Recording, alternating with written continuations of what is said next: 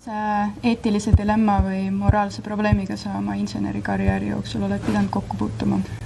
Neid juhtumeid on olnud päris palju ja tegelikult igapäevases töös tuleb neid kogu aeg ette, aga kui mõni konkreetne näide tuua, siis kindlasti see, et ma siin päris sageli puutun kokku ekspertiiside teostamisega ja küllalt sageli kumab läbi või tuleb juba päris otse välja, et tellija ootused lõpptulemusele on juba teada enne, kui inseneril üldse oma tööd alustab.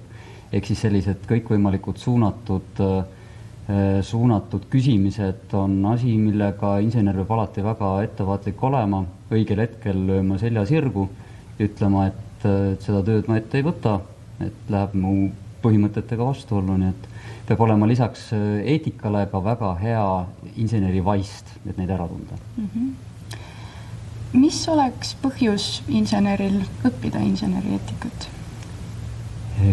Kindlasti see, et see on mu puhtalt isiklik arvamus, et kõigepealt inseneri eetika on üks nendest nüanssidest, mis eristab suure algustähega inseneri väikese algustähega insenerist. Aga tervikuna ei tohi kunagi ära unustada, et insener ei tegele mitte ainult enda heaolu ja ohutuse tagamisega, vaid tegelikult kogu ühiskonna omaga, nii et mõju on tema tegevusele väga suur. Mina olen Hardi ja mina olen autotehnika eriala teise kursuse tudeng.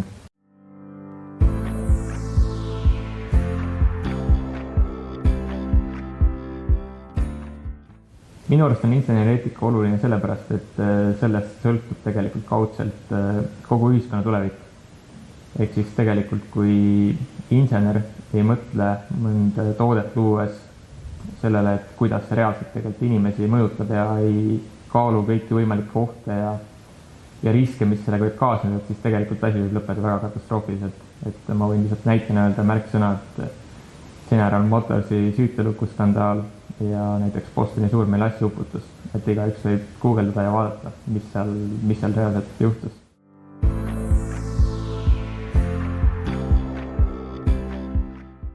Ma sain teada eelkõige seda, et on olemas reaalselt välja töötatud selline asi nagu inseneri eetika koodeks ja see on meil ka Eestis olemas, ehk siis Eesti Inseneride Liidu poolt on samuti loodud eesti keeles inseneri eetika koodeks.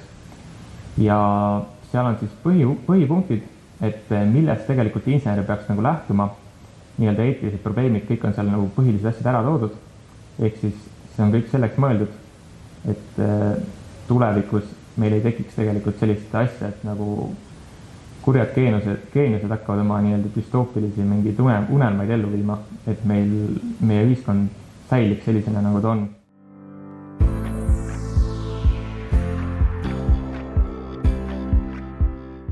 Isiklik soovitus ja arvamus on selline, et iga tudeng, kes õpib mõnda inseneri tehnilist eriala, olgu see siis robotitehnika, autotehnika, masinaehitus, elektritehnika, mida iganes, peaks tegelikult minu arust selle eriala ja selle kursuse läbima.